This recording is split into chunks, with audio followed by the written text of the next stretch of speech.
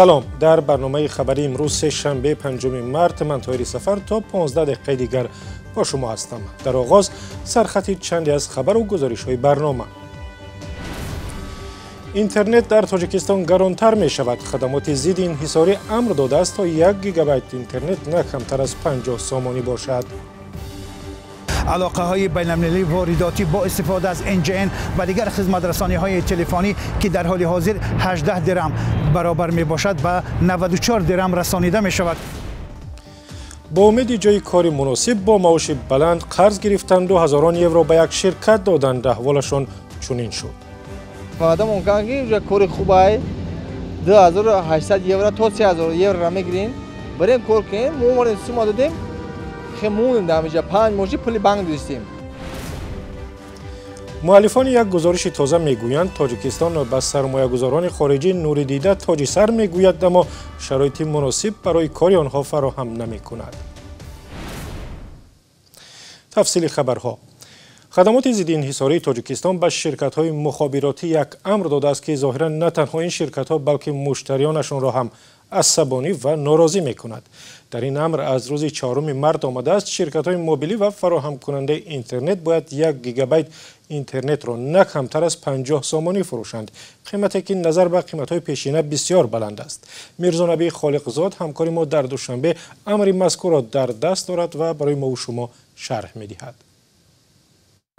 نقنامه خدمات رسانی های گفتگوهای تلفنی و هم اینترنت در تاجیکستان شروع از 27 مارس سال روان طور خدمات ضد انحصاری تاجیکستان در یک سند مخصوص به نشر رسانده است از نو بالا برده می شود و طور در این فرمایش خدمات ضد انحصاری تاجیکستان که این سند به تازگی به دست دفتر رادیو آزادی هم نیز رسید گفته می شود که برای زنگ های خدمات رسانی علاقه بین المللی و خدمات رسانی علاقه های بین المللی وارداتی با استفاده از NGN و دیگر خدمات رسانی های تلفنی که در حال حاضر 18 درم برابر می باشد به 94 درم رسانیده می شود که یعنی می شود گفت که تقریبا به 1 سامانی برابر کرده می شود و طبع در این تعرفه هایی که خدمات ضد انحصاری تاجیکستان تعیین کرده است همچنین خدمات رسانی ها و گفتگوهای تلفنی که در حال حاضر 10 درم می باشد به 74 درم برابر کرده می شود. یعنی در همه نمودهای خدمات رسانی های گفتگوهای تلفنی و اینترنتی تا 3 مراتب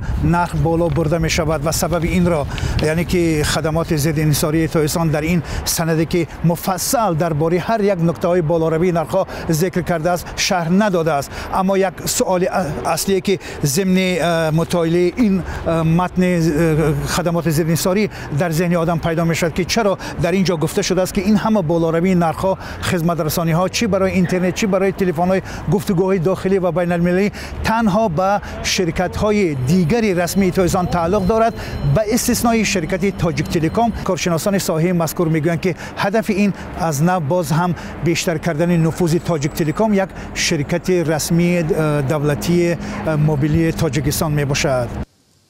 همکارم میرزا نبی خالقزاد تنها بعضی از نکات مهم امر خدمات ضد انحصاری درباره بالا بردن قیمت استفاده از اینترنت را شرح داد. جزئیات بیشتر با نظرها درباره این امر را می توانید در وبسایت ما در نشانه azadi.org بخوانید.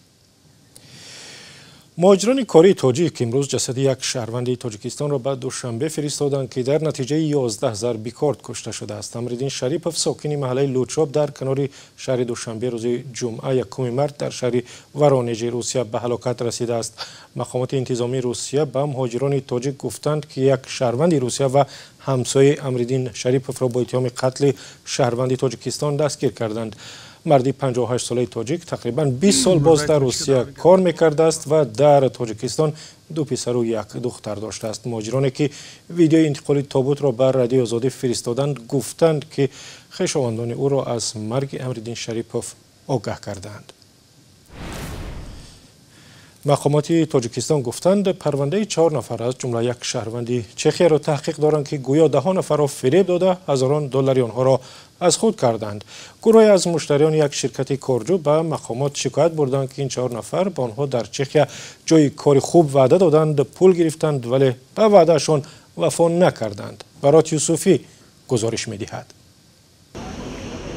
تقریبا 9 ماه قبل تعدادی از ساکنان تاجیکستان با امید سفر به جمهوری چخ و کار در شرکت ماشینسازی معروف شکودا به شرکت گردونه مراجعت کرده و پس از پرداختی از 500 تا 1300 دلار قرارداد بستند.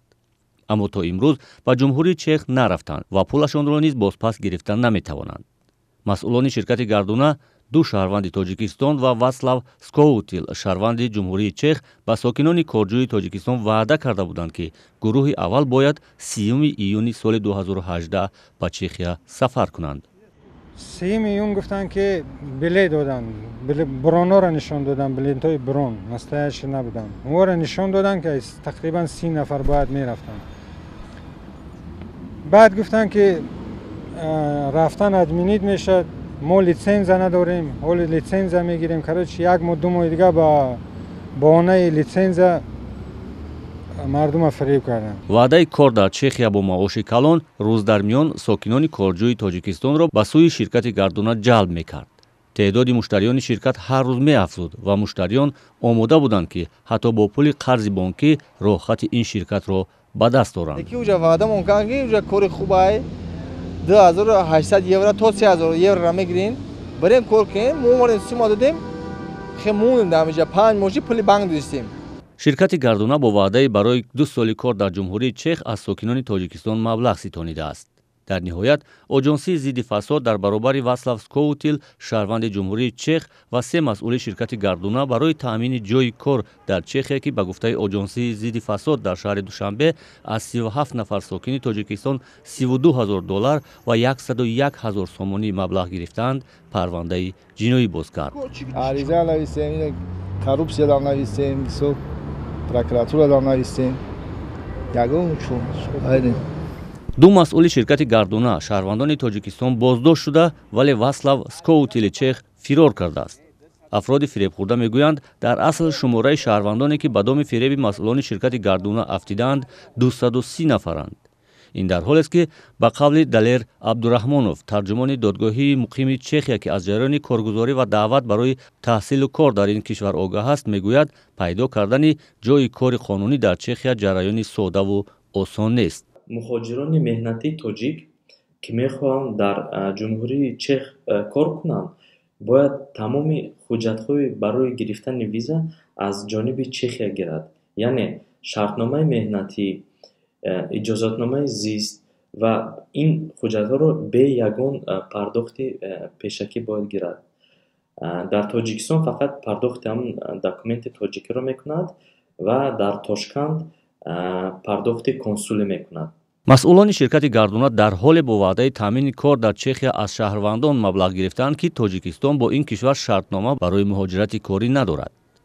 تاجیکستان فعلا با روسیه، قزاقستان، بلاروس و قطر شرطنامه درباره تامین جای کار شهروندان را به تصویب رسانده است. برای یوسفی، آزادی، دوشنبه. و بیننده ارجمند، امروز در کانال آزادی ویدیو صحبت داشتیم با مؤلف سلسله گفتاری رگی آمو عباسی جوادی و ایشان با سوالهای شما درباره بخش دوم درباره تاریخ ماوراءالنهر جواب دادند و همین گونه محتوای کوتاه گفتاری سوم را هم در این برنامه شرح دادیم و شما را بعد تماشای آن دعوت میکنیم.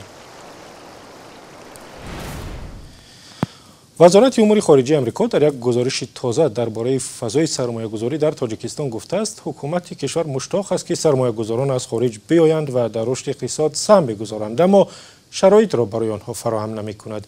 در گزارش فضای سرمایه‌گذاری در سال 2018 آمده است محیط اقتصادی در تاجیکستان برای سرمایه‌گذاران ریسک زیاد دارد. همکاران ما از تلویزیون نسته شوریم یک گزارشی را در این باره آماده کردند که همراه می‌بینیم. سرمایه‌گذاری خارجی برای گرفتن اجازه‌نامه کار در تاجیکستان به رسمیات زیاد و مقامات آلوده به فساد روبرو می شود. به نمایندگان آمریکایی از تفتیش‌های پیوسته و مالیات ستانی بیش از حد از شرکت‌های خارجی شکایت می‌کردند. هرچند مقامات تاجیکستان می‌گویند که سرمایه‌گذاری خارجی اگر می‌آید نور دیده و تاج سر است. هرچند قانونگذاری تاجیکستان ضمانت می‌دهد که قرارداد سند دخالت ناپذیر است، ولی نظام دادگاهی نافهم است و اجرای امرهایش مناسب نیست. نظام مالیات ستانی غیر قابل پیش بینی است و نه همیشه به منفعت قانونی صاحبکاران است. حکومت تاجیکستان عمدتاً با نظرداشت منفعت‌های خود به شرکت‌های امتیاز می‌دهد که فایده می‌آورند. طور یک تاجر گفت پرندگان فقط با اجازه حکومت حق پرواز دارند. بعضی از اقتصاددان‌های تاجیک با خلاصه‌های گزارش قسماً موافقند. بعضی دیگر میگویند با توصیه‌های اداره اقتصادی آمریکا از جمله پایین آوردن مالیات راضی نیستند، چون به گفته آنها طرح‌های زیاد اجتماعی از حساب اندازها عملی می‌شوند. تعداد میگویند با وجود آنکه تاجیکستان از نظر فساد و رشوه‌خواری در بین کشورهای جهان از مقام‌های بلندترین را دارد، اما حکومت سعی می‌کند این ظهورات از بین رود. به گفته اقتصاددان‌ها حالا باید کاری بانک‌ها را که وضع خوبی ندارند درست کرد.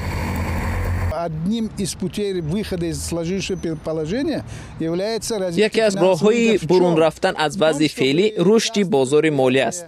شرکت‌های خصوصی و کارخانه‌های استحصالی، کارخانه‌های خرد و میانه باید اوراق گرانبها به این بازار برآورند و به همین وسیله برای رشد خود سرمایه ارزان به دست بیارند، یعنی پول اهالی را جلب کنند. حالا در تاجیکستان به گفته بانک ملی در دست اهالی 15 میلیارد سومانی و یا تقریباً 1.5 میلیارد دلار است. Имеется ресурсов на около 15 миллиардов сомон. Если взять в эквиваленте, это 1,5 миллиарда долларов. به گفته مؤلفان گزارش، سرمایه‌گذاران چینی در مقایسه با دیگران خود را در تاجیکستان راحت احساس می‌کنند. آنها در 10 سال در کشور بیش از 2 میلیارد دلار سرمایه گذاشتند. چون این سخاوتمندی سرمایه‌گذاران چینی به گفته اقتصاددان‌ها به شرافت ضمانت‌های دولت است. چین حالا سرمایه‌گذار اصلی اقتصادی تاجیکستان است و اساساً این سرمایه‌ها از طریق بنیادهای دولتی چین می‌آیند. در این حال بانک‌ها به سرمایه‌گذاران خود کفالت‌های معین می‌دهند. اقتصاددان‌ها به این نظرند که اوضاع در تاجیکستان بهتر می شود، اما سرمایه‌گذاران بزرگ خارجی بغیر از چینی‌ها میل زیاد برای آمدن به تاجیکستان ندارند. رهبران یکی از کارخانه‌های ظرفشویی در شمال تاجیکستان میگویند مزد کارمندانشان را از این بعد سری وقت میپردازند. نمایندگان کارخانه اپریلوفکا که ماه گذشته کارمندانش از تأخیر در پرداخت مزد کار شکایت داشتند، اعتراف کردند که چنین مشکلات پیش می آید. همکاری ما معصومی محمد رجب به این کارخانه رفت و گزارش او را عبدالله اشرف تقدیم می کند. مسئولان فابریکه ظرفشویی اپریلوفکا بعد نشر شکایت کارگرانش در رادیوی آزادی ادعا دارند که معاش کارگران را پوره پرداختند. январ мана гирифтем моҳи феврал то 5 марта худо иди занона ҳамаша мегиранд. کارگران فابریکه اپریلوفکا واقع در ولایت سوخت به رادیوی آزادی شکایت آوردند که 3 ماه باز معاش نگرفتند. میگفتند مسئولان هر روز وعده میدهند اما مزد کار را نمیپردازند. акун ҳама вақт аввали солга камтар мушкилӣ мешуд, лекин то он дареҷа ки воима мекунад умуман ин хел гапо беасос. دیدار خبرنگاری رادیوی آزادی از این فابریکه ظرفشویی نشان داد که گپ‌ها نیز آنقدر بی اساس نبودند. در همه اویله‌ها این خیلی خمودی‌ها هست. و گفتی رسو کنیم نکاج دیده خلبس ماسلم خوشی. در کارخانه اپریلوفکا 700 نفر کار میکنند. معاش میانه آنها 2760 سامانی است. منصور مشرفوف و ددامت اعظموف 10 سال است یک جا کار میکنند. گاهی هم تا 3 هفته مزد کارشان را دیر میپردازند. میگویند مسئله پرداخت معاششان اکنون برطرف شد. معاش گرفته بله.